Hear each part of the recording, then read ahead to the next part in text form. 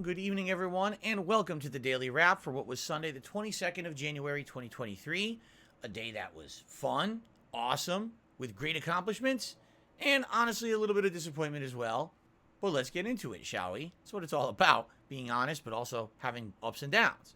So, we started off today with a Level 1 podcast where I followed up a little bit on my thoughts about using YouTube Shorts every day. It was actually a pretty fun discussion because the YouTube Shorts recently have actually been doing pretty good with the ones that I put out in the last week. And so implementing those and seeing how they're doing has been pretty positive for the channel, I feel. I put out another one this morning, and that one was a Warzone highlight, and it's done pretty good. As of now, it's been out just under 11 hours and has almost 2,000 views and climbing, which is good for the channel, obviously, if people are engaged with these shorts. So that's a good thing. In addition, we talked about how chaotic Warzone was the night before and how crazy it was, and I recommended that people would check out those videos because so much crazy stuff happened. Taking a look at them, not many people have.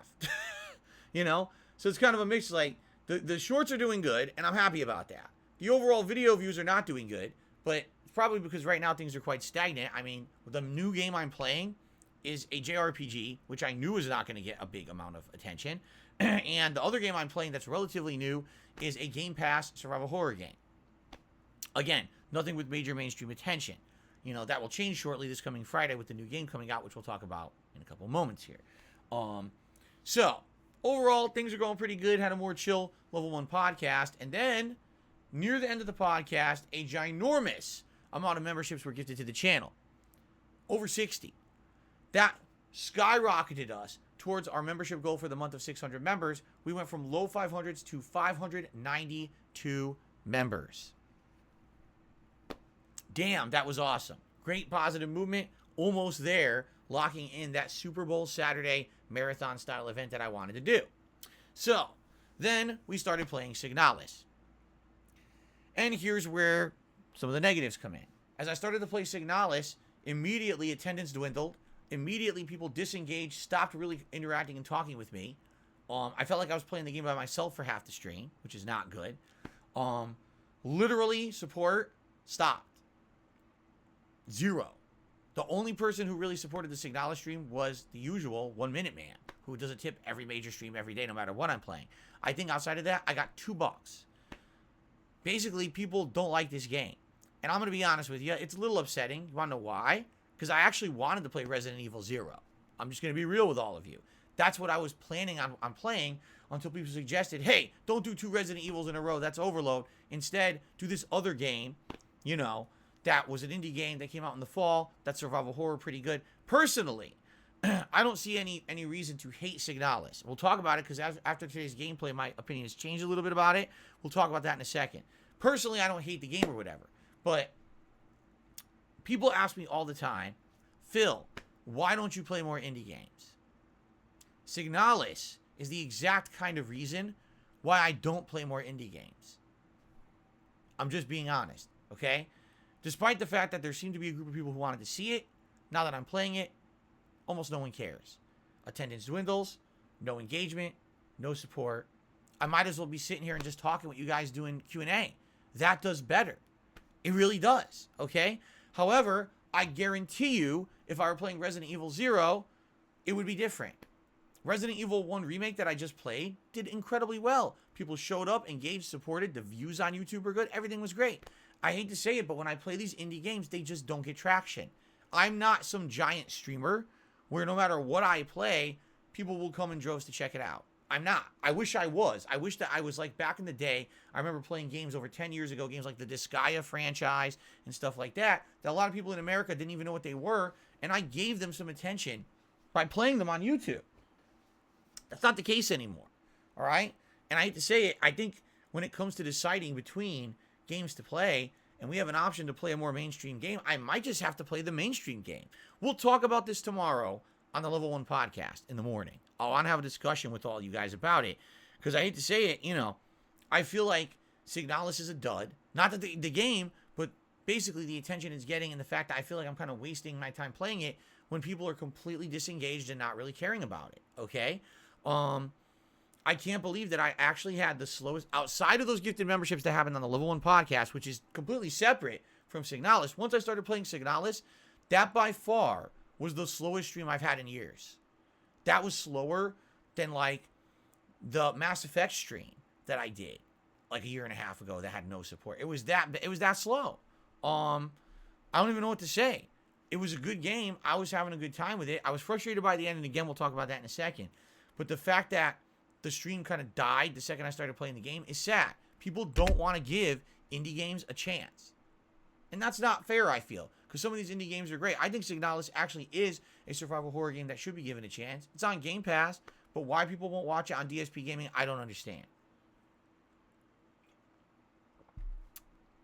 Anyway, so Signalis, let's talk about it.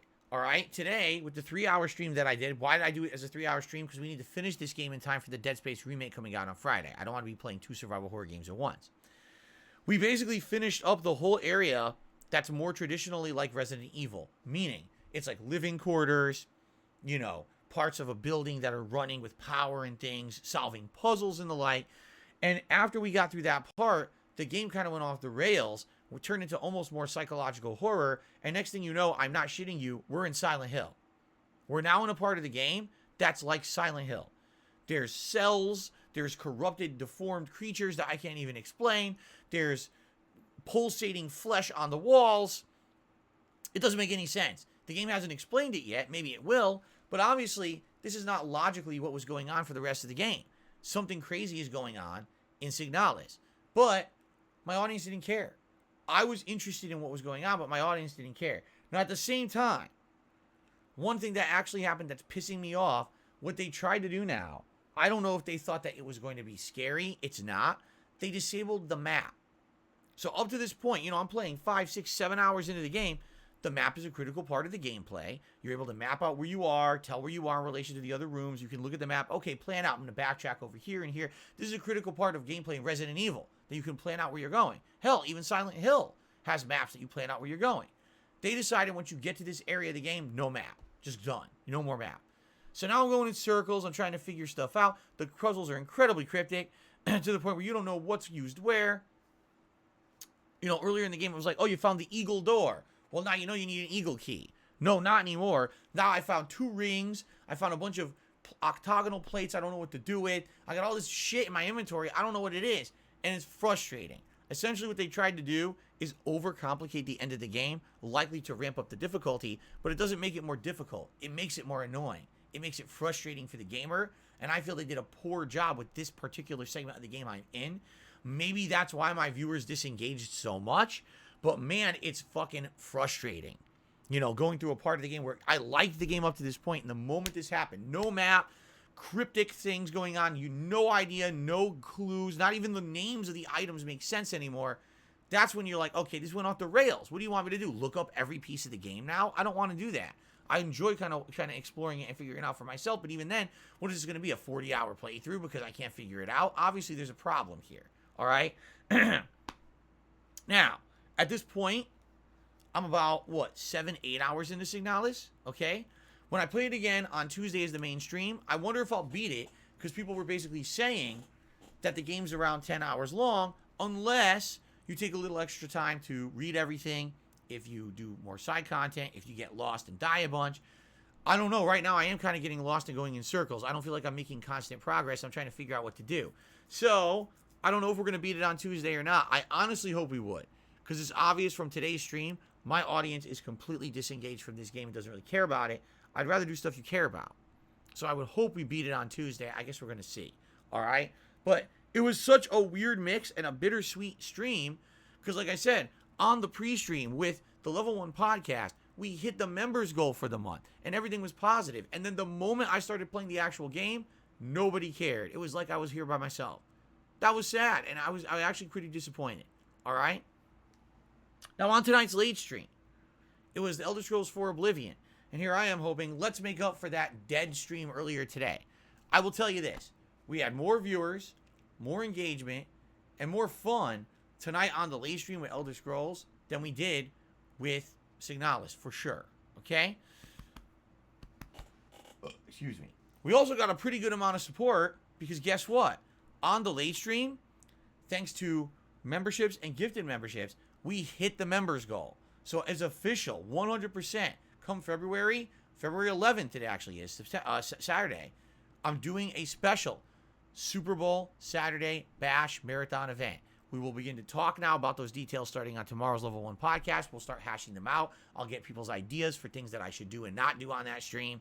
You know, what's the best ideas? What games should I play? What items should I get to mess around with? You know what I mean? Well, now that it's locked in, we can actually have those discussions. So that's great. I was very happy about that, okay? But again, outside of that, it wasn't a terrible stream, but it was pretty slow, especially for Oblivion, where previously on Oblivion streams, we were hitting the hat goal. I was wearing the Luffy hat and everything on Oblivion streams. I think we made like $30 in super chats and $20 in tips, and that was it, all right? But overall, when you factor in those memberships, it's great. So today was essentially membership palooza. Hit the members goal, locking in the event, great victory with that, and actually I had a lot of fun tonight playing Oblivion with you guys. But overall, outside of that, SIGNALIS kind of fizzled out. People don't seem to like it anymore, which is unfortunate because I really wanted to play Resident Evil 0 again, which I didn't because you guys voted for SIGNALIS. And outside of the memberships, everything else today was slow. That's just me being honest. I'm not complaining. Overall, today was an outstanding positive day. I'm really happy we hit that members goal because now we can focus positively on the event instead of having to bite our nails if it's going to happen, okay? Let's talk about Monday, tomorrow. Tomorrow is the 23rd of January.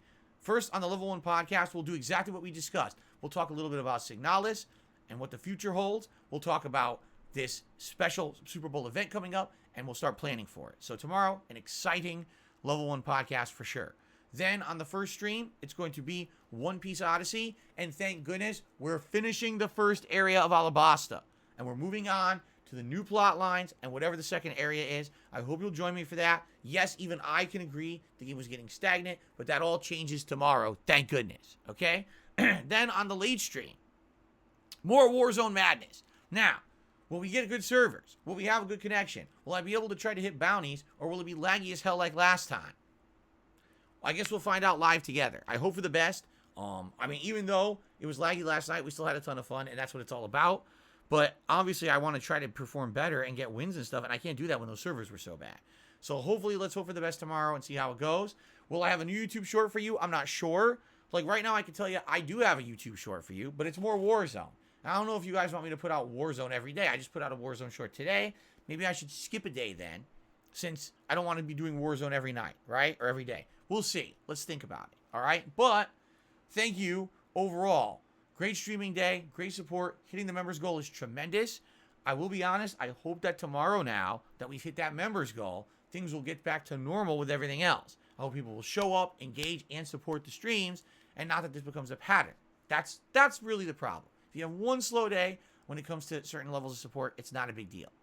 If it becomes every day, that's a problem. And we've been having great support days recently. It actually kind of surprised me that today went down like it did. So I'm hoping that tomorrow it does pick up again. All right? But outside of that, great day overall. So thank you all. Please have a good night. Remember always, when you're watching these videos on demand, liking the videos, leaving comments helps tremendously. Hey, maybe you liked the content you watched on demand today. You want to help out because it was a slower day. Hey, consider doing a super thanks on a video. Consider checking the description of that video. There's the link. You can leave a tip. That stuff will help, man. And by the way, yes, I will always count those tips for the next day unless you specify in the tip don't. I will count that for the next day's goals and rewards on streams. Okay? Guys, thank you so very much. Please have a good night. See you in the morning for the podcast. Peace out.